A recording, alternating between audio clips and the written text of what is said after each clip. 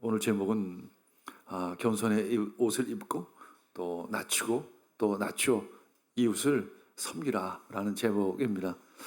우리 현대인들은 자꾸만 살만하니까 자꾸만 자신을 높이는데 에너지를 참 많이 쓰죠.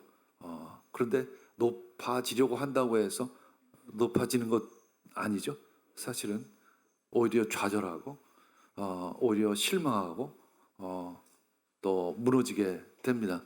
오히려 주님께서는 우리들에게 말씀하십니다. 낮추고 또 낮추고 그래서 겸손의 옷을 입고 이웃을 섬기라 이렇게 말씀하십니다. 시몬 베드로의 고향은 갈릴리 호수 근처 작은 어촌 베세다이죠. 오늘 베드로전서 베드로 사도가 교회 가운데 전하는 목회 서신이죠. 베드로의 형제는 안드레입니다. 안드레 그리고 아내와 함께 한 집에 가끔 아프신 이 장모님을 모시고 아주 평범하지만 그런대로 행복하게 살아왔습니다. 그런 친구들에게 참 의리가 있는 사람이었어요. 의욕심이 참 강했습니다. 또 단점도 있었죠. 충동적이고 성급한 성격의 소유자였습니다. 그럼에도 그 마음속에서는 늘 하나님을 경외하고 하나님의 나라를 구하는 그러한 사람이었습니다. 오늘 예수님이 그 마을에 오셨습니다. 그리고 베드로가 고기 잡는 곳으로 오셔서 베드로를 부르십니다. 부르시고 나를 따르라. 나를 따르라. 그때부터 베드로는 예수님을 따르는 제자가 되었죠. 그리고 예수님은 그에게 하나의 이름을 새롭게 지어 주셨어요. 시몬, 반석이라고는 의미의 시몬이라는 이름을 주셨습니다. 너의 이름을 이제 시몬이라 하리라. 예수님은 그의 어떤 충동적인 성격과는 다른 새로운 이름, 반석이라는 의미의 시몬을 주셨습니다. 예수님은 우리들의 지금의 모습을 보는 것이 아니라 앞으로 성장해 갈, 이루어갈 그 모습을 보시고 이름을 주셨습니다.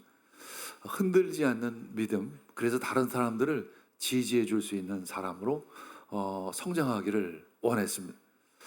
베드로는 예수님을 따라 몇 해간을 함께 지냈습니다.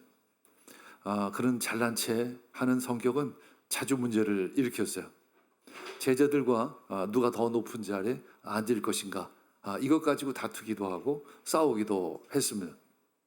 가버나움으로 가는 길에도 서로 누가 높은지 다투었죠. 이때 예수님은 제자들에게 섬김이란 도대체 무엇인지를 가르칩니다. 누구든지 첫째가 되고자 하면 무사람의 끝이 되어야 한다. 첫째가 되고자 하면 끝이 되어야 한다. 무사람을 섬기는 자가 되어야 한다. 이렇게 가르치시면 어쩌면 현실적이지 않은 이상적인 말씀 가르침으로도 느껴질 수 있어요. 그래서 당시에 베드로는 그것을 실감하지는 못했어요. 그렇게 가능할까? 그렇게 살아도 될까? 누구든지 첫째가 되고자 하면 끝사람이 무사람의 끝이 되어라. 이것이 잘 실감해 오지를 않았습니다.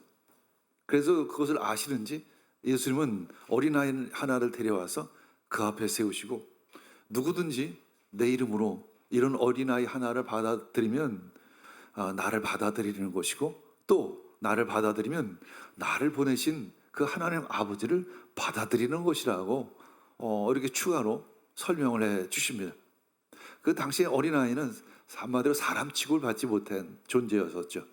그럼에도 불구하고 예수님은 어린아이 하나를 세워놓고 이 작은 어린아이, 보잘것없는 아이, 당시에 사람 취급조차 받지 못하는 이 아이 하나를 영접하는 것이 바로 하나님 그 아버지를 영접하는 것이라고 가르쳤던 것입니다. 베드로는 당시에 그 의미를 잘 깨닫지를 못했어요. 그런데 이제 주님께서 십자가를 치시기 바로 전날에 세상을 떠나 이제 아버지께로 돌아가실 때가 이제 가까이 이르신 줄 알고 예수님께서는 특별한 만찬을 준비하셨습니다. 제자들을 사랑하실 때 아주 끝까지 사랑하셨다. 이렇게 기록하고 있습니다.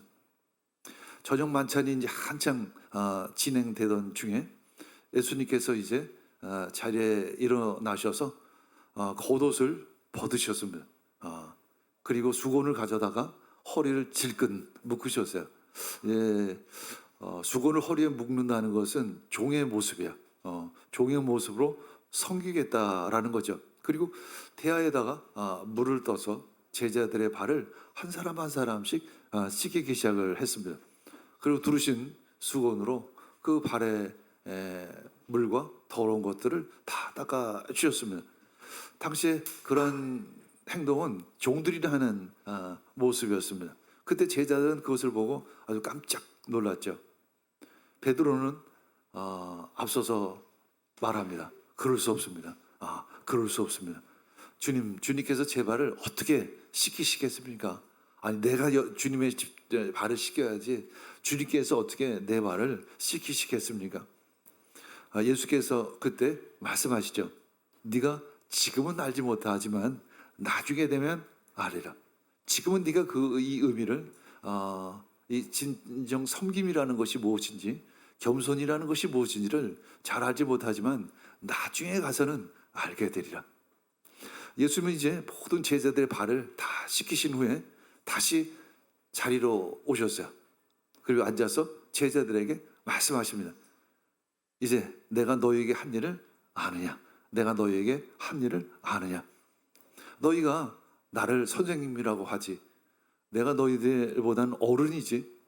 그런데 맞다. 근데 내가 선생님인데 내가 어른인데 너의 발을 씻겼으니 너희도 서로 발을 씻겨라. 이렇게 말씀하십니다. 요한복음 13장 15절 읽겠습니다. 내가 너희에게 한 것과 같이 너희도 이렇게 하라고 내가 본을 보여 준 것이다. 사실 그때는 뭐 좋은 일이고 좋은 말씀이지만 그 가르침에 대한 확신이 사실은 없었죠. 오순절 마가의 다락방에서 이제 성령세를 받습니다. 예수님이 십자가에 못 박히시고 부활하신 한참 후의 일이었죠. 120명의 제자들이 마가의 다락방에 함께 기도했습니다. 그때 예수님께서 약속하신 성령이 그 방 가운데 한 사람 한 사람 가운데 임하기 시작을 했습니다. 진리의 영이셨습니다.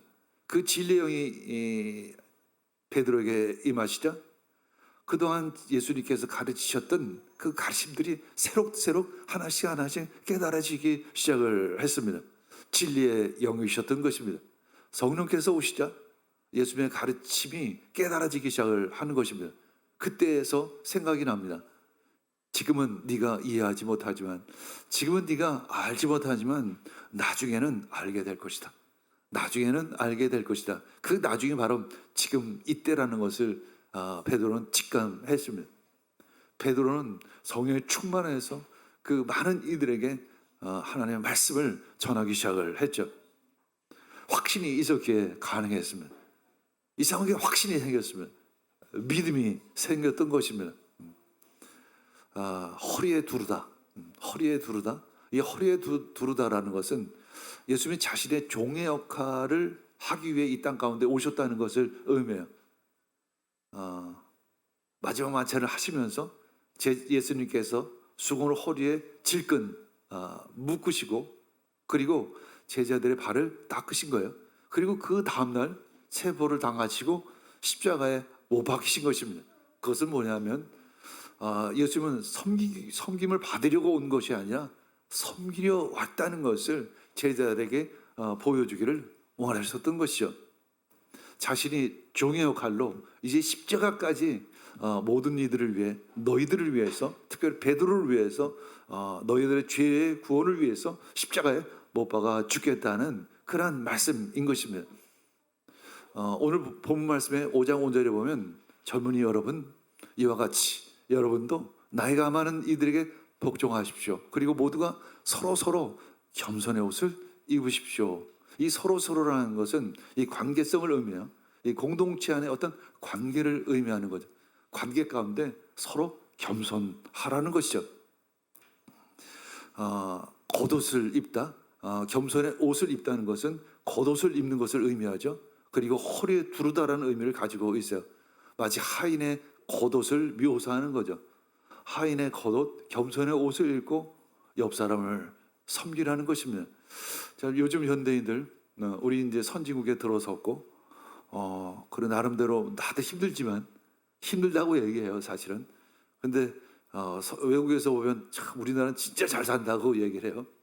이 간극이 대단히 크죠. 우리 스스로 우리를 바라보는 눈과 외국 사람들이 우리를 바라보는 눈 사이에 그렇게 커요. 뭐가 진짜인지는 잘 각자 생각하시기를 바랍니다. 많이 가지면 가질수록 돌이 없는 것처럼 느껴지기도 해요. 우리들에게 주님께서 말씀하십니다. 더 이상 높아지지 말라고 말씀하시죠. 낮아지라 말씀하시면 높아진다고 높아지는 게 아니라는 거예요. 사실은 오히려 낮아지려고 할 때 높아진다는 것을 의미합니다. 예수님은 하나님의 아들이시지만 자기를 낮추셨어요. 죄인의 모습으로 오시었고 죽기까지 순종하셨습니다. 예수님은 섬김을 받으러 온 것이 아니죠. 섬기기 위해서 오신 것입니다. 베드로는 나중에 가서야 예수님의 그 섬김이 어떤 의미인지를 알고 예수님의 그 십자가가 진짜 어떤 의미인지를 알게 되었던 것입니다. 주님께서 먼저 본을 보여주셨어요. 삶으로 보여주셨고 또 십자가를 통해서 우리에게 보여주신 것입니다. 베드로는 예수님의 가르침을 마음에 새기면서 지금 베드로 전서를 통해서 성도들에게 권면하고 있습니다. 5장 1절 읽겠습니다. 나는 여러분 가운데 장로로 있는 이들에게 같은 장로로서 또한 그리스도의 고난의 증인이요 앞으로 나타날 영광을 함께 누릴 사람으로서 권면을 합니다. 이렇게 같은 동료로서 같은 장로끼리 어떤 동료의 연대를 강조하고 있어요. 끼리 이 의미죠. 끼리끼리. 당신과 우리는 같은 동료입니다. 우리 장로끼리 이런 얘기죠. 뭐 장로끼리 잘해보자라는 것이 아니라 장로끼리 잘 섬겨보자라는 의미를 가지고 있습니다. 함께 누릴 사람, 같은 장로로서 또한 고난의 증인으로서 고난을 예수님의 그 십자가를 목격한 사람 혹은 그 고난의 진정한 의미를 깨달은 사람을 의미해요. 그리고 앞으로 나타날 영광을 함께 누릴 사람으로서 내가 권면합니다. 코이노니아, 함께 누릴 코이노니아에서 파생한 단어예요. 이 코이노니아에서 시작된 게 바로 교회입니다. 교회라는 단어의 헬라어 원어가 코이노니아, 모임, 동반자, 함께하는 사람, 우리들인 것입니다. 함께 우리는 영광을 나누는 사람이에요. 하나님의 영광을 나누는 사람입니다. 함께. 그것이 바로 교회요. 그것이 공동체인 것입니다. 그러면서 5장 2절에 읽겠습니다. 여러분 가운데 있는 하나님의 양떼를 먹이십시오. 억지로 할 것이 아니라 하나님의 뜻을 따라 자진하여 하고 더러운 이익을 탐하여 할 것이 아니라 기쁜 마음으로 하십시오. 한마디로 자발적으로 섬기라 말씀하고 있습니다. 특별히 하나님의 양떼. 왜 하나님의 양떼라고 할까요? 자칫 내 양떼, 내 사람이라고 생각할 수 있는데 그것이 아니라 하나님의 양떼라는 거예요. 우리는 대리자로서 하나님을 대신해서 섬기고 있는 것입니다. 그때 우리는 억지로 하는 것이 아니라 자발적으로 하라. 기쁜 마음으로 하라. 그때 기쁜 마음으로 할 때 하나님께 영광이요 그것이 큰 은혜가 될 것이라고 우리에게 말씀하고 있습니다. 5장 3절 읽겠습니다. 여러분은 여론을 맡은 사람들을 지배하려고 하지 말고 양떼의 모범이 되십시오. 지배한다는 것은 권력을 휘두른다는 것을 의미합니다. 세상에서 참 권력을 휘두르기를 원하죠. 권력을 휘두르지 말고 도리어 섬기는 자리로 나아가야 하는 것이죠. 그때 양떼의 모범이 되라 말씀하고 있습니다. 그러면 목자장이 나타나실 때, 자 5장 4절 읽겠습니다. 그러면 목자장이 나타나실 때 변하지 않는 영광의 멸류관을 얻게 될 것입니다. 변하지 않는, 뒤집어서 새기면 이 세상은 변한다는 거예요. 한계가 있습니다. 어제 우리 아이들하고 우리 창의적 스쿨을 잠시 해봤어요. 해보면서 어떤 외국 시 중에 이 별을 다이아몬드에 비유하면서 노래한 시가 있었습니다. 저 별이 마치 다이아몬드와 같다고. 그래서 아이들에게 그런 질문을 했습니다. 그렇다면 별이 좋은가? 다이아몬드가 좋을까? 별이 비쌀까? 다이아몬드가 비쌀까? 별이 비싸죠, 그죠? 별이 비쌉니다. 근데 다이아몬드는 눈에 보이고, 그럼 사랑과 다이아몬드 중에 무엇이 더 비쌀까? 사랑이 더 비싸죠. 공기와 별 중에 뭐가 더 비쌀까요? 믿음과 별 중에, 믿음과 다이아몬드 중에 무엇이 더 비싸죠? 믿음이 더죠.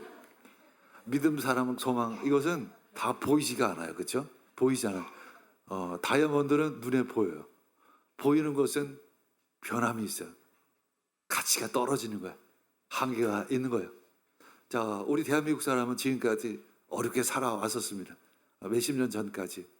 최근 들어서 이렇게 큰 부자가 되었어요. 그런데도 아직까지도 이제 돈을 목표로 살아가고 있어요. 그래서 힘든 거예요, 사실은. 그래서 힘든 것입니다. 이젠 내려올 때가 됐습니다. 이제 섬길 때가 온 거예요. 시들지 않은 신적인 영광, 영광의 멸용관을 바라보며 살아가야 할 때가 왔어요. 살아보시니까 알잖아요. 이제 연세가 드신 분은 살아봐서 알아요. 대충 이렇게 돌아보면 뭔가 끝이 있구나. 보이는 것을 추구하면 끝이 있구나. 대충 느껴집니다.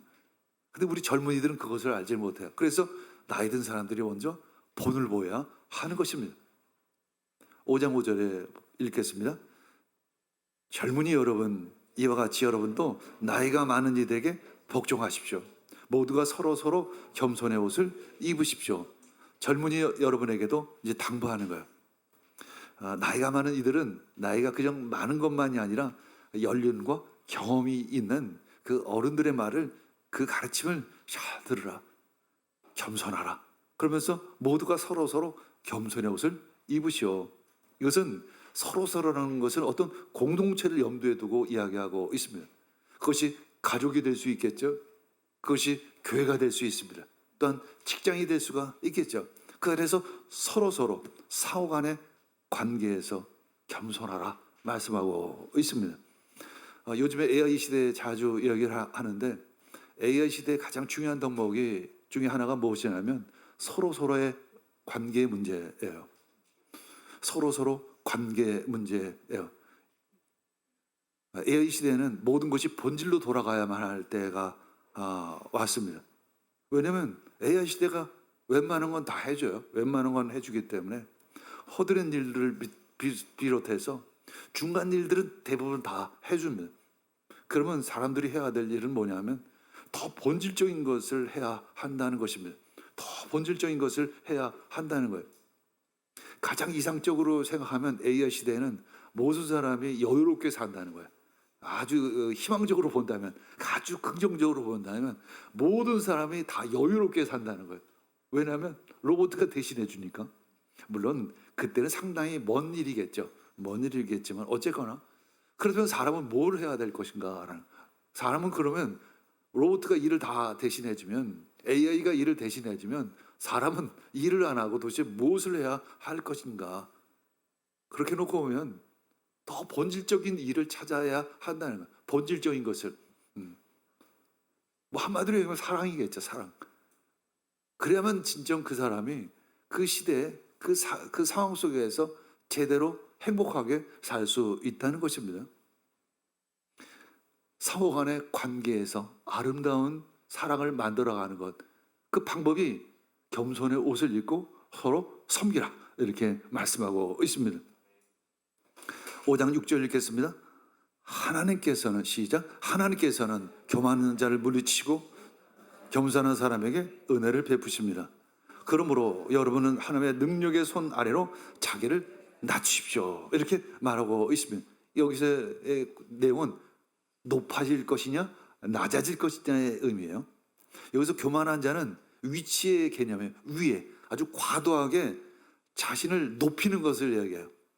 이제 헬라 원어로 보면 자기 자신을 과도하게 높이는 것을 의미하죠. 우리들이 그렇죠. 사실 현대인들이 그렇죠. 자기를 과도하게 높이려고 하는 부분들이 있어요. 근데 높아지지가 않는 거예요. 자기를 높이려고 맛있는 것도 먹고, 자기를 높이려고 명품도 사고, 자기를 높이려고 좋은 것을 보기를 원하지만 그때마다 좌절해요. 사실죠. 그때마다 부족함을 느껴요. 그때마다 한계를 느껴요. 그러니까 우울해져요. 마음이 힘들어지기 시작을 합니다. 그리고 다른 사람하고 비교해요. 쟤는 저런데 나는 왜 이러지? 그러니까 힘들고 어렵고 스스로 불행하기 시작을 하는 것입니다. 풍요 속의 빈곤이죠. 풍요 속의 빈곤이에요. 풍요 속의 불행해요. 사실은 과도하게 보이려고 하는 거예요. 과도하게 보이다의 의미예요. 교만한 자가 과도하게 자신을 보이려고 하는 거예요.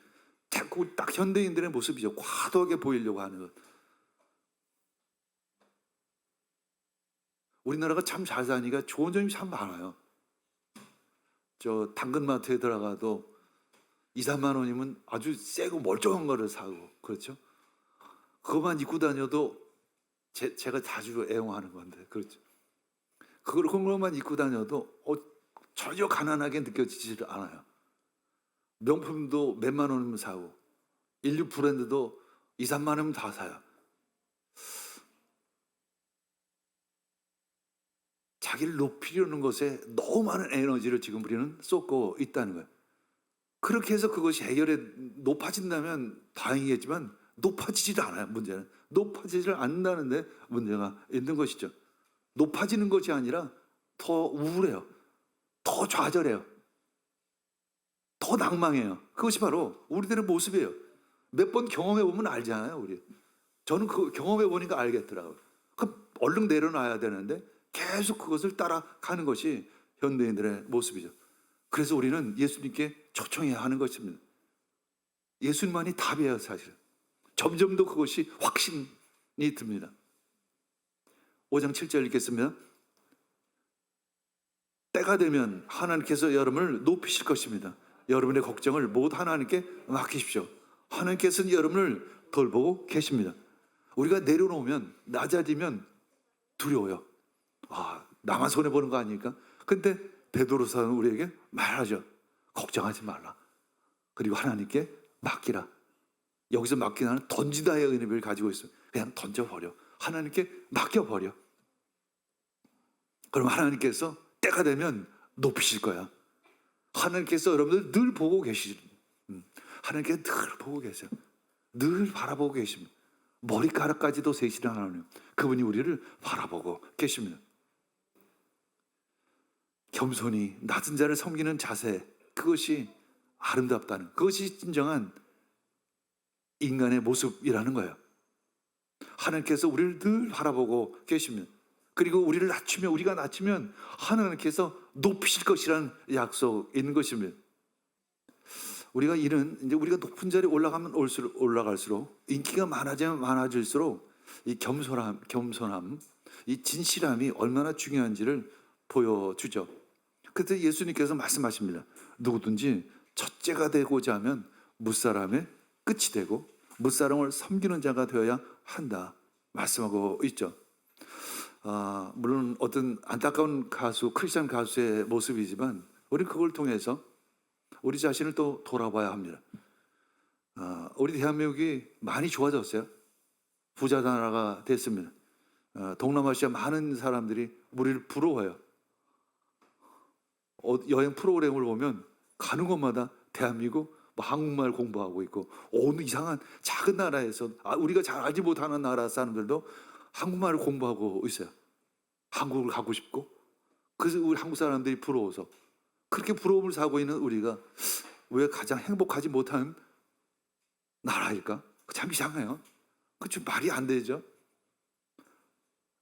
우리는 전에 그렇게 하면 말이 된다고 생각했잖아요. 그래서 부자가 되면 남들도 부러워하지만 나도 행복할 줄 알았는데 왜 우린 행복을 느끼지 못하고 살까요? 이 선진국 사람들은 미국과 일본 여러 유럽 나라 사람들은 이미 선진국의 삶을 경험했던 사례예요. 50년, 100년을 거치면서 우리들이 지금 겪고 있는 것들을 이미 겪은 사람들이에요. 그래서 나름대로 그 길을 찾고 있는 것이고 일부분 찾았던 거예요. 아, 그렇게 살았더니 진짜 불행하더라. 그렇게 살았더니 지금 우울하더라. 그렇게 살았더니 아이들을 낳지 않더라. 그렇게 살았더니 사람들이 점점 우울감에 빠지기 시작하더라. 이것이 경험적으로 알았던 거예요. 그래서 많은 서양 사람들이 섬김의 본을 보이고자 하는 것들이 있죠. 배우 키아누 리브스, 존 옥이라는 그 영화가 매트릭스로 굉장히 성공한 사람이죠. 그런 이제 엄청난 인기와 부를 얻고 있죠. 엄청나게 돈이 많다고 합니다. 근데 그는 남을 돕는 일에 앞장서고 있는데 영화 매트릭스에서 540억 원의 출연료를 받아 540 상상이 안 되는 돈이죠. 540억 원의 출연료를 받았는데 거기서 한 70% 정도를 그 백혈병 연구하는 단체에다가 기부를 했다고 하죠. 또 매트릭스 2에서 받은 1,600억 원 중에서는 한 600억 원을 같이 일한 스태프들을 위해서 사용했다고 합니다. 왜냐면 나도 애썼지만 같이 일한 스턴트맨이나 또 의상팀이나 특수요가 팀 이런 사람들이 같이 했었는데 왜 나만 이렇게 돈을 많이 받느냐고 하면서 받은 출연료 중에 상당한 부분들을 이 동료들에게 나눴다는 것이죠. 그래서 그의 겸손한 삶은 많은 사람들에게 귀감이 되기도 합니다. 또 그는 노숙자의 삶을 체험하기 위해서 실제로 노숙자의 생활을 하기도 했다고 해요. 근데 몇 가지 설이 있어요, 사실은. 첫 번째는 왜 그가 노숙자 생활을 했을까? 첫 번째는 사랑하는 전 아내가 죽으면서 그것에 대한 어떤 심적인 아픔 때문에 노숙자 생활을 했다는 이야기가 있고, 또 하나는 노숙자를 배경으로 한 영화를 촬영하기 위해서 자기가 그걸 체험하기 위해서 노숙자 생활을 했다는 이야기도 있습니다. 그래서 어쨌거나 이 키아누는 이 경험을 통해서 노숙자의 삶을 깊이 이해를 하고 지금도 노숙자를 돕는 일을 하고 있다고 합니다. 보면서 우리는 바보 같은 이기주의자가 있어요. 바보 같은 이기주의. 사람은 다 이기주의예요, 사실은. 이기적이죠, 그렇죠? 여러분들 보세요, 다 이기적, 솔직히요. 근데 두 가지 종류의 이기주의자가 있습니다. 바보 같은 이기주의자가 있고 지혜로운 이기주의자가 있어요. 이 바보 같은 이기주의자는 뭐냐면 그냥 처음부터 끝까지 자기만 위해서 사는 사람이에요. 지금 우리들의 모습이야. 그냥 지금까지 산업사회부터 시작해가지고 어렸을 때 돈 하면서 지금까지 여기에 왔던 우리들의 모습인 것이죠. 그냥 나만 생각하는. 요즘 30, 40대도 그 부모 세대의 그 영향을 받아서 우리 내 자식만, 내 가족만, 내 자녀만 생각한다고 해서 그게 위해지나요? 그게 잘 살아지나요? 그게 행복해지나요? 그게 바보 같은 이기주의자죠. 근데 선진국 사람들은, 먼저 선진국이 된 사람들은 나름대로 이 시간들을 다 경험했던 것이죠. 그러면서 여러 연구도 하고 실험도 하고 하면서 뭔가 데이터를 만들고 연구 결과를 만들었던 거예요.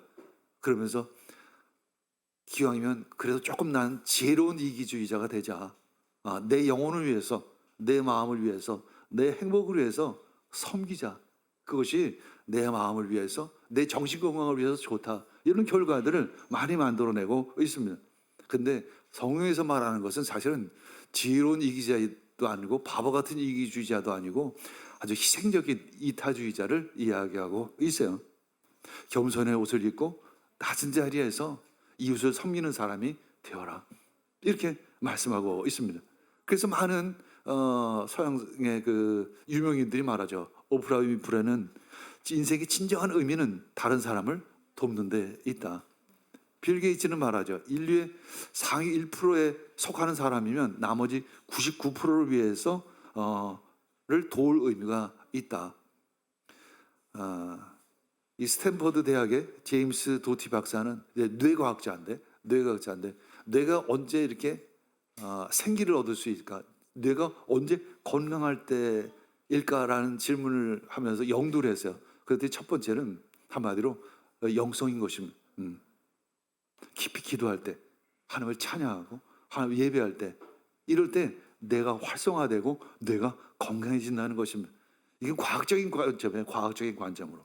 두 번째는 연민, 가난하고 불쌍한 사람에 대한 연민과 그 사람들을 섬길 때 다른 사람을 도와주다면 마음이 차분해지고 스트레스를 덜 받고 연민을 갖게 되고, 연민을 갖게 되면 뇌의 변화뿐만이 아니라 우리의 몸에 휴식을 준다는 거예요. 안식을 준다는 거예요. 우리가 언제 안식할 수 있죠? 좋은 거 찾아다닌다고 우리가 휴식이 오나요?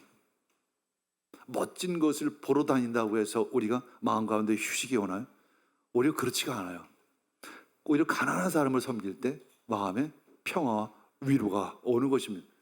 제가 생각했어요. 키아누가 왜 그 전 아내를 잃고 노숙자 생활을 했을까? 그런 설이 있잖아요. 왜 그런 실? 아마도 그 사람은 노숙자 그 어려운 삶을 함께하면서 자신의 마음을 오히려 위로받고 치료받으려고 하지 않았나라는 생각을 갖게 되는 것이죠. 근데 우리는 지금 계속 높은 것을 바라봐요.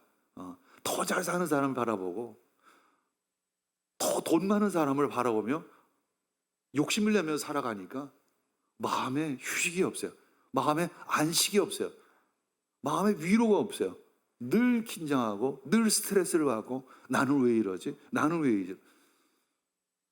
제가 요즘에 점점 더 우리들 사회 현상들을 바라보며 우리 현대인들이 힘들어하는 것들을 바라보며 우리에겐 진짜 예수 그리스도 복음이 필요하구나. 그 예수님의 사랑이 필요하구나라는 것을 진짜 절감하게 됩니다. 우리 예수님을 전해야 되겠구나. 예수님을 전해야 되겠구나. 라는 마음이 드는 것이죠. 예수님은 섬김의 본보기가 되셨고 제자들이 또한 그렇게 살기를 원하셨습니다.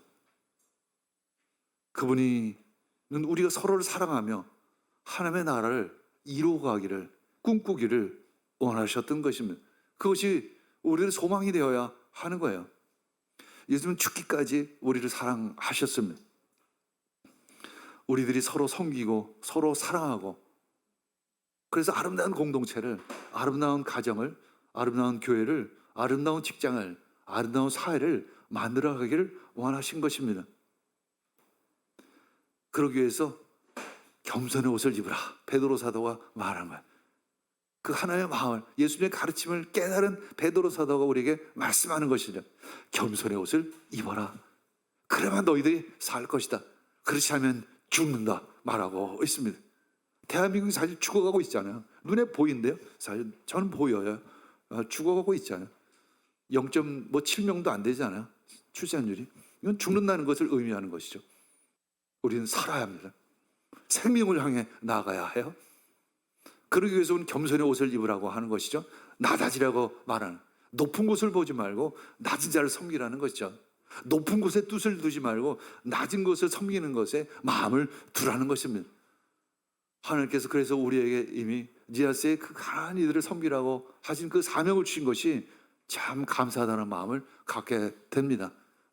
우리가 늘 겸손의 옷을 입고 낮은 자로 내려가 힘들고 어려운 이웃을 돕고 섬기는 여러분 되기를 축복합니다. 그것이 살 길인 줄 믿습니다.